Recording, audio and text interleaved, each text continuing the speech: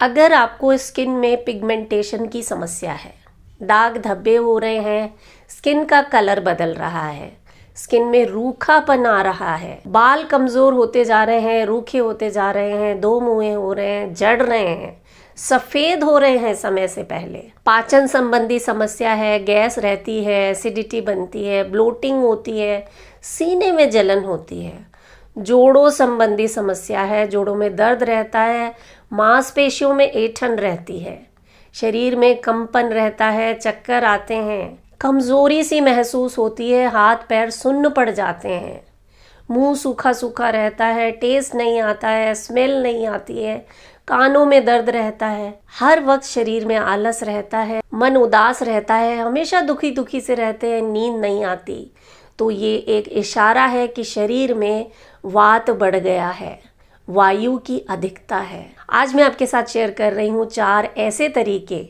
जो आपके शरीर में बढ़े हुए वात को बैलेंस कर देंगे। और इन तरीकों की खास बात यह है कि करने में बहुत आसान है, आपको 1 रुपया भी खर्च नहीं करना है और ये 100% इफेक्टिव है, क्योंकि इनका वर्णन हजारों साल पहले हमारे योग शास्त्रों में कर दिया गया था।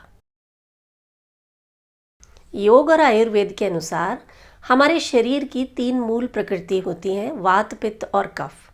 जब इन तीनों में संतुलन रहता है तो हम स्वस्थ रहते हैं, और जब असंतुलन आता है तो बीमार हो जाते हैं। अकेले वात में असंतुलन आने से आपके शरीर में 80 तरह के रोग हो सकते हैं। इसीलिए आज मैं आपके साथ शेयर कर रही हूँ 4 ऐसे तरीके जिन्हें अपनाकर आप बहुत आसानी से अपने शरीर में वात को संतुलन में ला सकते हैं।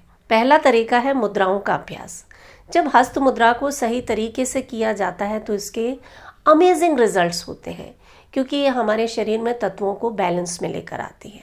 क्योंकि आज हम वात की बात कर रहे हैं, वायु तत्व जो है, एयर एलिमेंट, तो इसे संतुलन में लाने के लिए आपको क्या करना है, अपनी जो पहली उंगली है इसे अंगूठे के जड़ पर लगा देना है और इस तरह से बाकी उंगलियों को सीधा रखना है। दोनों हाथों से आपको ये मुद्रा बनानी है, आराम से बैठ जाना है और ऐसे आसमान की तरफ मुंह करते हुए हथेलियां रखनी है। आंखें बंद करके बैठ जाना है। कम से कम 15 मिनट इस मुद्रा का अभ्यास करना है। चलते फिरते जो लोग मुद्राओं का अभ्यास करते हैं उसका उतना असर नहीं आता है, तो आप आराम से शांत मन से एक जगह बैठकर इस मुद्रा का अभ्यास करें। शरीर के किसी विशेष भाग में अगर कोई प्रॉब्लम हो रही है तो वहाँ पर ध्यान लगाकर मुद्रा का अभ्यास करने से आपका बेनिफिट जो है वो 10 गुना हो जाएगा, बहुत जल्दी रिजल्ट्स मिलेंगे। तो आप 15 मिनट सुबह वायु मुद्रा कर लें, 15 मिनट शाम को कर लें। जब इस मुद्रा का अभ्यास आप करेंगे तो शरीर में चाहे पिगमेंटेशन की समस्या हो, झाइयाँ आ रही हो, त्वचा का रूखापन हो, या जोड़ों में हड्डियों में दर्द हो रहा है, पीरियड्स रिलेटेड कोई प्रॉब्लम है, खाना ठीक से पचता नहीं है, गैस बनती है, ब्लोटिंग होती है, स्किन का कलर बदलने लगता है, कालापन हो जाता है या लाल रंग के चकत्ते से आ जाते हैं, हड्डी खिसकना, हड्डियों का टूटना, कमज़ोर हो जाना, ये भी वात की अधिकता से ही होता है। कई लोगों में हाथ पैर में सुन्नपन आ जाता है या हाथ पैर कांपते हैं, बाहों में इतना दर्द हो जाता है कि हाथ ऊपर तक उठा ही नहीं पाते, गर्दन जकड़ जाती है, पिंडलियों में ऐंठन जैसी हो जाती है, साइटिका की प्रॉब्लम हो जाती है, दिल ऐसा लगता है जैसा बैठा जा रहा है या कई बार दिल बहुत तेजी से धड़कने लगता है, छाती में सुई चुभने जैसा एहसास होता है, मुंह सूखने लगता है, टेस्ट ठीक से नहीं आता है, स्मेल ठीक से नहीं आती है, कान की जड़ में दर्द रहने लगता है और बहुत से लोगों को तो हिस्टीरिया के दौरे तक आने लगते हैं। कई लोगों को चक्कर आते हैं या शरीर में कपकपी सी होती है, उबासियां आती हैं, हिचकी आती है। ये सब वात बढ़ने का कारण है। इन सब समस्याओं से आपको छुटकारा मिलने वाला है अगर आप नियम से रोजाना वायु मुद्रा का अभ्यास करते हैं।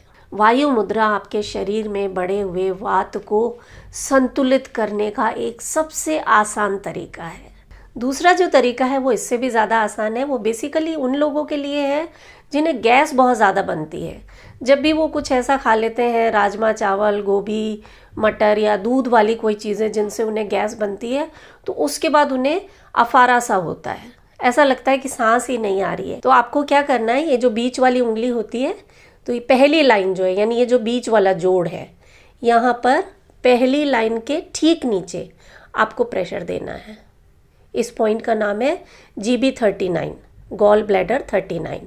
अगर आप पॉइंट लोकेट नहीं कर पाते हैं तो इस पूरे पोर्शन में आप इस तरह से दबाव दें, इंस्टेंट रिजल्ट मिलेगा। अभी अभी आपको गैस बन रही है, इस पॉइंट को दबाएं, इंस्टेंट रिजल्ट मिलेगा। दोनों हाथों में करना है इसे आपको। तो बस ये ध्यान रखना है, हमें पॉइंट नहीं याद रहता है, तो यहाँ से यहाँ तक हर पॉइंट को, क्योंकि यहाँ से पूरी मेरिडियन जा रही है, आप इसे प्रेस करते रहें। 2 मिनट के अंदर अंदर आपको इंस्टेंट रिलीफ मिलेगा, जैसे एकदम से कोई हमारे शरीर में ढक्कन लगा हुआ था वो हट गया है और सारी गैस बाहर निकल गई है। इतना इंस्टेंट इसका रिजल्ट आपको मिलेगा। तीसरी जो चीज़ आपको करनी है वो है प्राणायाम। देखिए, वात पित्त और कफ में बैलेंस लाने के लिए अनुलोम विलोम से अच्छा कोई प्राणायाम है ही नहीं। तो आपको रोज़ाना सुबह अनुलोम विलोम करना है। 5 मिनट से शुरू करें और धीरे धीरे अभ्यास को बढ़ाएं। अब इसमें एक ख़ास चीज़ आपको क्या करनी है कि जब अनुलोम विलोम कर रहे हैं तब भी आपको वायु मुद्रा बनाकर रखनी है। कैसे? ये वायु मुद्रा बना ली हमने। अब ये अंगूठे से और जो बीच वाली उंगली है, इससे हम अपने नॉस्ट्रल्स को कंट्रोल करेंगे। आप सभी जानते हैं अनुलोम विलोम कैसे करते हैं। राइट नॉस्ट्रल को बंद कर लेना है, लेफ्ट से सांस लेना, लेफ्ट को बंद करके राइट से सांस बाहर छोड़ना, फिर राइट से लेना और लेफ्ट से छोड़ देना। ये एक राउंड हुआ। इसी तरह से आपको अभ्यास करना है। दोनों हाथों से मुद्रा बनानी है और अगर किसी विशेष भाग में आपको दर्द है, कोई प्रॉब्लम है, साइटिका का दर्द है, कमर दर्द है या जोड़ों में दर्द है, तो वहाँ ध्यान लगाकर आपको अनुलोम विलोम करना है। अभ्यास करते वक्त लगातार मन में ये विचार कि शरीर से सारा दर्द, सारे रोग बाहर जा रहे हैं, मेरे शरीर में बैलेंस आ रहा है, मैं स्वस्थ होता जा रहा हूँ। आराम से धीमी धीमी सांसें लेनी है। एक जो बड़ी गलती लोग करते हैं अनुलोम विलोम में कि तेज़ी से सांस लेना और छोड़ना। सांस इतनी धीमे लें कि आप खुद अपनी सांसों की आवाज़ ना सुन पाए। एकदम आराम से रिलैक्स होकर, जल्दी जल्दी नहीं करना है इसको, तभी इसका पूरा असर मिलेगा। और जो चौथा तरीका है वो सबसे ज़्यादा अमेजिंग है। आपको चाहे प्रॉब्लम है या नहीं है, आप खुद भी करें और अपने बच्चों को भी करवाएं कि रोज़ाना शरीर पर तेल लगाना है। पूरे शरीर की मालिश करने का टाइम नहीं है तो कम से कम अपने पैर के तलवे, हाथों की हथेली, नाभि, नाक और कान, ये 5 अंगों में आपको तेल लगाना ही है। पैर के तलवे और हाथों की हथेलियों की बहुत बढ़िया मालिश करनी है और जो बाकी 3 अंग बताएं उसमें हल्का सा तेल लेकर लगा लेना है। सरसों का तेल यूज़ करें, तिल का तेल यूज़ करें। इसका इतना बढ़िया असर आता है कि ये जो वायु संबंधित जितने भी रोग मैंने आपको गिनवाए हैं ना, वो आपसे बिल्कुल दूर रहेंगे। और एक ख़ास चीज़ कि जब इन तरीकों को आप यूज़ करेंगे, जब आपके शरीर में वायु का संतुलन हो जाएगा तो आपका मन बहुत शांत रहने लगेगा। वो सभी लोग जो बहुत ज़्यादा सोचते हैं, नेगेटिव सोचते हैं, जिन्हें एंग्जाइटी रहती है, डिप्रेशन में जा रहे हैं, यहाँ तक कि हिस्टीरिया जैसे रोगों में भी फ़ायदा मिलने वाला है।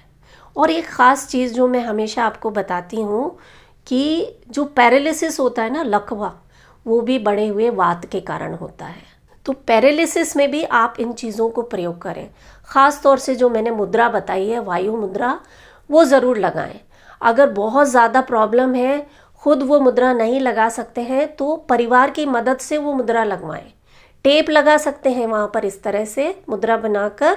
अगर बिल्कुल ही हाथ पैर काम नहीं कर रहे हैं तो वहाँ टेप लगा दीजिए 15-20 मिनट, आधा घंटा। और इसके साथ आप प्राण मुद्रा का अभ्यास करवाइए उन्हें। प्राण मुद्रा कैसे बनानी है?